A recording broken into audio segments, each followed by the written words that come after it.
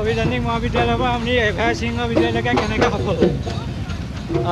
মই ভাবোঁ মোৰ এটা সপোন আছিলে। এই সপোনৰ দিঠকত পৰিণত কৰিবৰ কাৰণে মই বহুত ধৰণৰ কষ্ট কৰিছিলোঁ, বহুত ধৰণৰ ট্ৰেইনিং কৰিছিলোঁ আৰু অলপ ক্ৰেজ আছিলোঁ।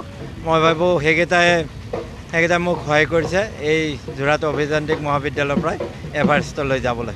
চৰকাৰৰ পৰা এবাৰ কিবা সুবিধা লাভ কৰিছিলে নেকি? নাই, আচলতে মই এইটো মোৰ নিজৰ সপোন, নিজৰ অভিযান আৰু যাতে মই এভাৰেষ্টত বহুত ধৰণৰ ডেঞ্জাৰ থাকে আৰু নিজে যাতে মই ক্লিয়াৰলি ডিচিশ্যন ল'ব পাৰোঁ, সেইকাৰণে গোটেই এক্সপেণ্ডিচাৰটো মই বহুত দিনৰ পৰা টকা জমা কৰিছিলোঁ ইয়াৰ বাবে আৰু মোৰ নিজৰ আছিল। আমাৰ অসম এডুকেশ্যন চেনেলৰ পৰা আমালৈ কৃতজ্ঞতা জনাইছোঁ।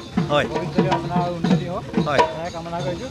আমাৰ মাজত আছে আপোনাৰ যিহেতু শিক্ষকেই হ'ব, তেখেতৰ পৰা আমি এটা জানিব পাৰিছোঁ, আমাৰ ছাত্ৰ যিহেতু তেখেতে আজি ইমান এভাৰ সিংহ বিজয়ী হৈছে।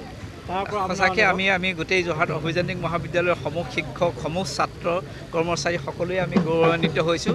তেখেতে যিটো কাম কৰিছে, আমাৰ এই 2022 চনৰ 12 মে'ত ৰাতিপুৱা 7:30 বজাত মাউণ্ট এভাৰেষ্টত উঠিছে। আমি এইটো জানি আমাৰ এইটোৱে ভৱিষ্যত প্ৰজন্মলৈও এটা উৎসাহিত কৰিব মই ভাবিছোঁ আৰু তেখেতৰ উজ্জ্বল ভৱিষ্যত কামনা কৰিছোঁ। আমাৰ মাজত প্ৰাক্তন অধ্যক্ষ মহোদয় আছে, আমি তেখেতৰ পৰা প্ৰাক্তন ছাত্ৰ হিচাপে আমি তেখেতে কি অনুভৱ?